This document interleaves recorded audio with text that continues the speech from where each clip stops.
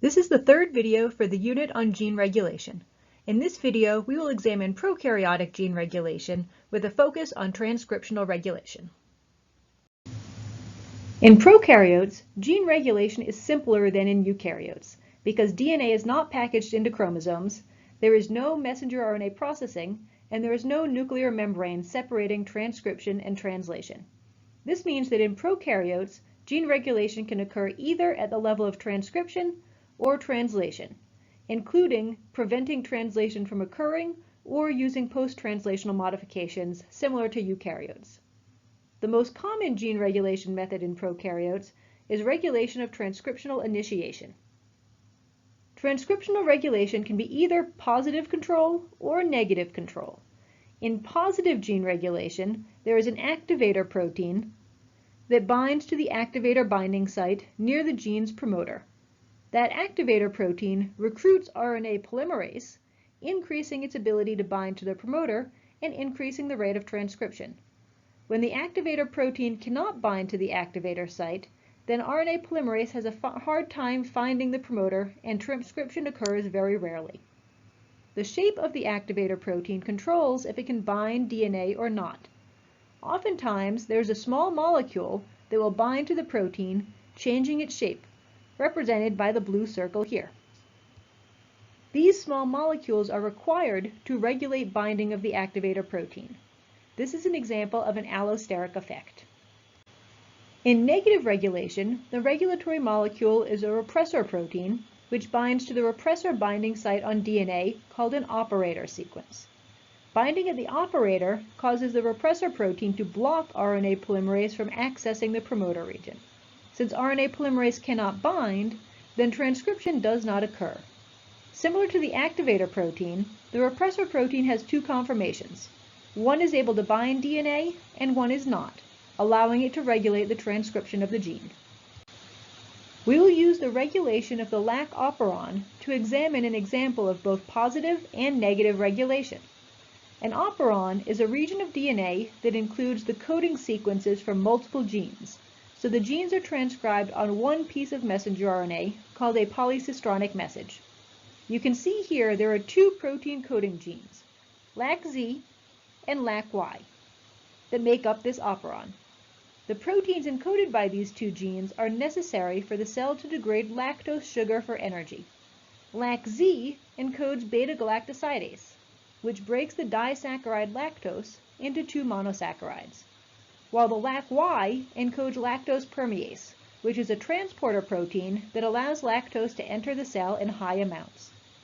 You will notice this operon has an operator sequence for binding of a repressor protein and a CRP cyclic AMP binding site for the binding of an activator protein.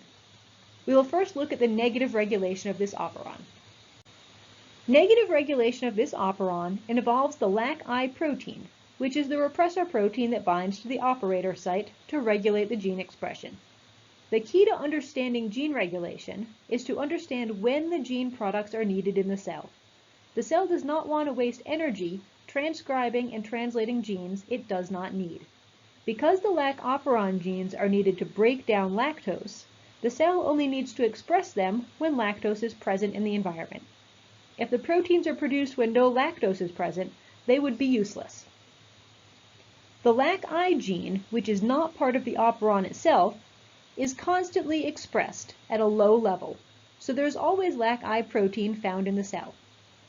When there is no lactose present, the LAC-I protein binds to the operator site and prevents transcription of the genes by blocking the binding of RNA polymerase. With no transcription, there is no messenger RNA to be translated, so no proteins are made. When the environment changes and there is now lactose present, a small amount of lactose forms a molecule called allolactose. The allolactose binds to LAC-I, changing its conformation so it can no longer bind to the operator sequence. Since LAC-I is no longer in the way, RNA polymerase is now able to bind to the promoter and transcribe the necessary genes. Allolactose is called an inducer because it induced transcription by preventing the binding of LAC-I. The lac operon has a second level of regulation that exists, which involves an activator protein. So this second level is positive regulation. The activator protein is called CRP, which stands for cyclic AMP receptor protein. This activator protein binds to a small molecule called cyclic AMP, which allows it to then bind to DNA. As an activator protein, when bound to DNA, it is able to recruit RNA polymerase, increasing transcription of the genes. The CRP cyclic AMP complex controls expression based on the presence or absence of glucose. The role of the cyclic AMP CRP complex is to regulate the lac operon when there are other sources of energy available in the environment. The prokaryotic cell would rather use glucose for energy more than any other sugar. This means that if there's glucose in the environment, then the cell wants to slow transcription of the lac operon, even if lactose is present. This will allow it to preferentially use glucose first. When there are high amounts of glucose in the cell, it causes the cell to make low levels of cyclic AMP. Without much cyclic AMP present, the cyclic AMP is unable to bind to CRP, which means CRP is unable to bind to the activator binding site, and RNA polymerase is not recruited.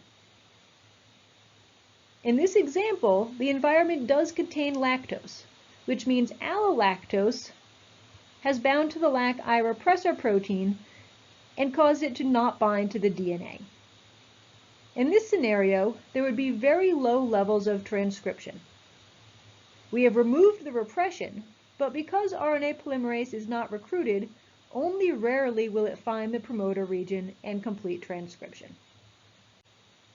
In the absence of glucose, cyclic AMP levels increase to a high level. CRP binds to cyclic AMP, changing its shape and allowing it to bind to the DNA. This recruits RNA polymerase, resulting in very high levels of transcription and lots of final protein produced. In this scenario, there is low glucose and high lactose levels. However, if lactose was not present, the repressor protein would still be bound to the operator, and the lactose operon would not be transcribed, even in the presence of the cyclic AMP CRP complex.